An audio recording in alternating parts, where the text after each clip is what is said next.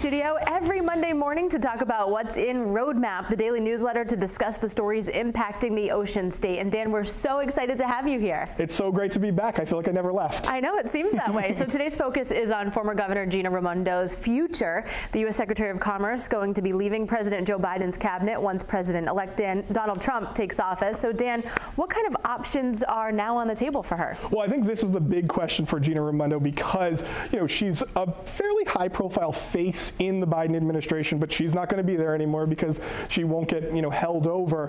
What I wanted to do in Roadmap was talk to some of her closest allies over the course of the last decade or so in politics. And, the consensus is she could do whatever she wants, right? She can go into business and make boatloads of money being a CEO of a company.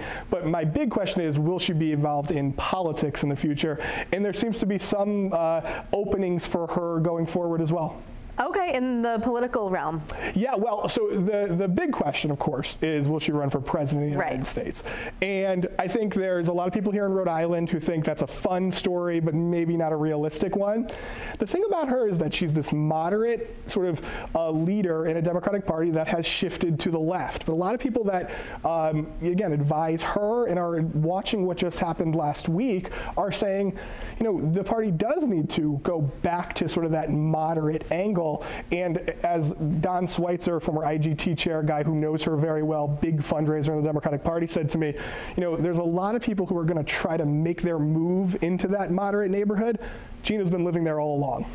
Is she known well enough across the country? I know she obviously had this cabinet position, but do you think other parts of the country know her and recognize her? Definitely not in the way that you would know, let's say, a Pete Buttigieg, right, who has been kind of a face of this administration and also ran for president himself. She is nowhere near, the high profile of somebody like that. But because she has this really great tie to the business community, to the big companies, the Intels, Michael Bloomberg, right? People like that. I think she's somebody who could kind of weave her way in. She would never have any problems with fundraising for sure.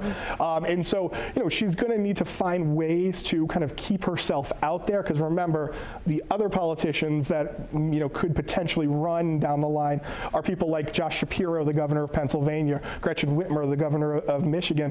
These are people who are in office now. So she's going to have to find little angles to, announce her voice so that she kind of remains relevant. Interesting. Okay, any chance that she would come back here, maybe run for Senate or? Well, that's always the big question. And Don Schweitzer, again, longtime ally of hers, said to me, she has never ever been interested in being a legislator. She's a CEO, and I think she's standing firm on that. All right, interesting. All right, Dan McGowan, thank you so much for being here, and we'll see you right back here next Monday morning. Looking forward to it.